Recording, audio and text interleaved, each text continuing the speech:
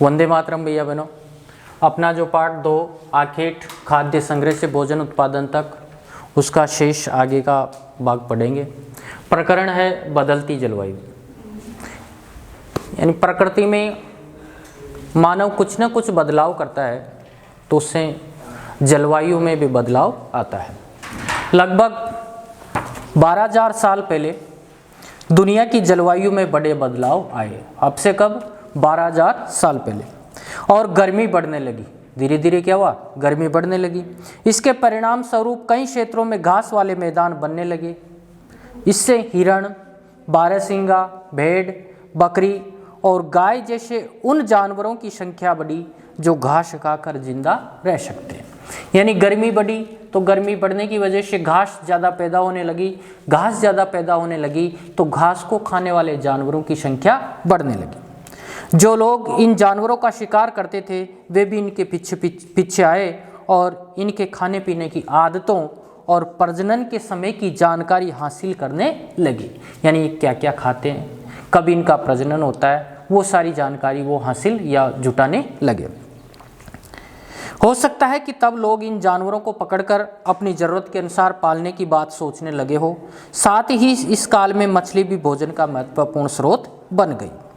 यानी जो बदलती जलवायु थी आज से 12,000 साल पहले, उस काल में मछली भी भोजन का महत्वपूर्ण अंग हो गई थी।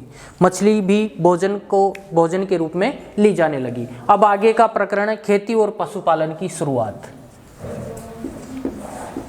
खेती और पशुपालन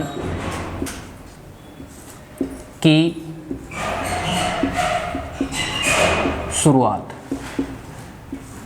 यानी प्रारंभिक मानव खेती करने लगा और खेती के साथ साथ वो पशुओं को भी पालने लगा। इसी दौरान उपमहाद्वीप के भिन्न भिन्न इलाकों में गेहूं, जौ और धान जैसे अनाज प्राकृतिक रूप से उगने लगे थे। प्राकृतिक रूप से मतलब जिसके बीज पड़े हो, बरसात हुई और बरसात में जो पेड़ पौधे या जो बीज अपने आप उगाते हैं उसे प्राकृतिक भी रूप से। शायद महिलाओं, पुरुषों और बच्चों ने इन अनाजों को भोजन के लिए बटोरना शुरू कर दिया होगा। साथ ही वे यह भी सीखने लगे होंगे कि यह अनाज कहाँ उगते थे और कब पककर तैयार होते थे। यानी उन्होंने ये सीखना, ये जानना शुरू किया कि ये अनाज कौन से इलाके में उगते हैं और कब ये पकते हैं, इसकी भी जानकारी उन्होंने जुटाना शुरू कर दिया।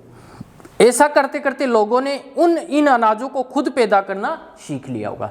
उन्होंने क्या किया भाई, उन अनाजों के बीज बटोरना शुरू किया और उन्होंने ये भी सीखना शुरू किया, ये भी दिमाग लगाना शुरू किया कि ये कौन से इलाके में उगते हैं, कौन से समय उगते हैं। तो फिर उन्होंने धीरे धीरे उन अनाजों को उगाना शुरू कर दिया। इस प्रकार धीरे धीरे वे कृषक बन गए होंगे। यानी इस प्रकार वो धीरे धीरे क्या हो गए? खेती करने वाले किसान बन गए होंगे।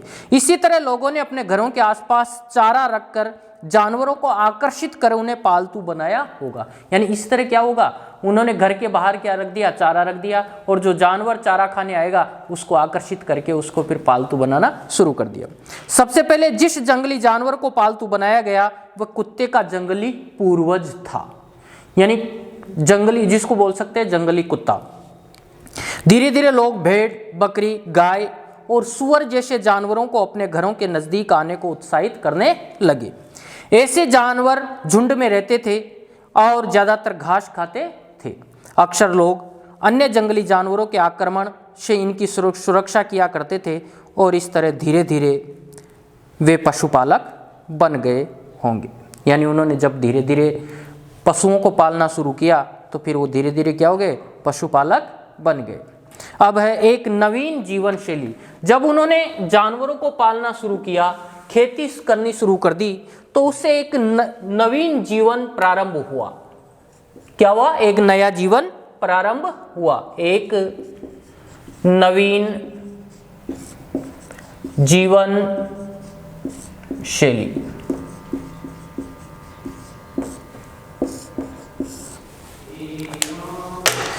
तुम किसी पौधे के बीज को बोकर देखो, तुम पाओगी कि इसे विकसित होने में कुछ वक्त लगता है। यानी समय तो लगता है, इसमें कुछ दिन, महीने या फिर साल तक लग सकता है।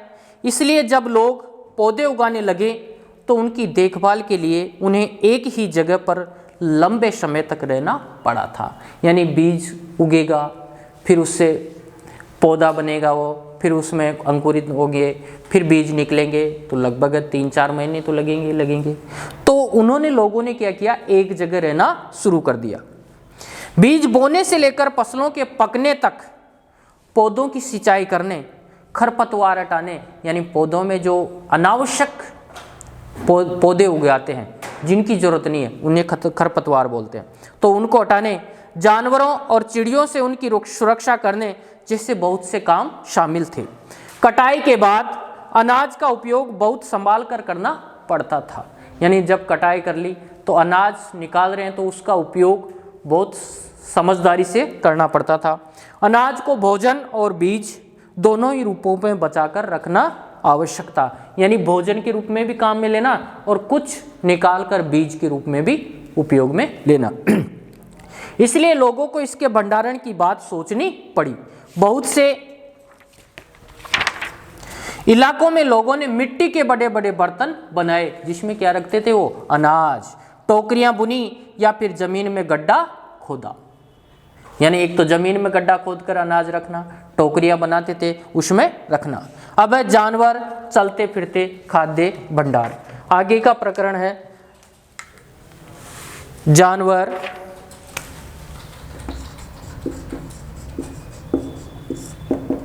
चलते फिरते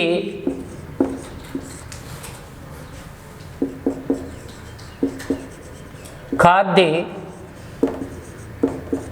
भंडार। जानवर बच्चे देते थे, जानवर बच्चे देते हैं जिससे उनकी संख्या बढ़ती है। अगर जानवरों की देखभाल की जाए तो उनकी संख्या तो बढ़ती है, साथ ही उनसे दूध भी प्राप्त हो सकता है। यानी जानवरों से पहला फायदा कि वो बच्चे पैदा करते हैं, बच्चे देते हैं तो उनकी संख्या बढ़ती है। साथ ही साथ एक दूसरा फायदा ये है कि जानवरों की अच्छी तरह देखभाल की जाए, उनकी सार संभाल की जाए तो उनसे क्या मिलता है, दूध भी प्राप्त होता है, दूध भी मिलता है, जो भोजन का एक अच्छा स्रोत है। यही नहीं, जानवरों से हमें मांस भी मिलता है। दूसरे शब्दों में पशुपालन भोजन के भंडारण का एक तरीका है। यानी भोजन की जरूरत हो तो पशुओं को मांस के रूप में काम में लिया जा सकता था।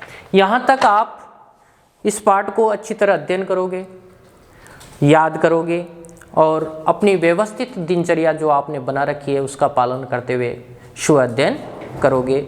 धन्यवाद।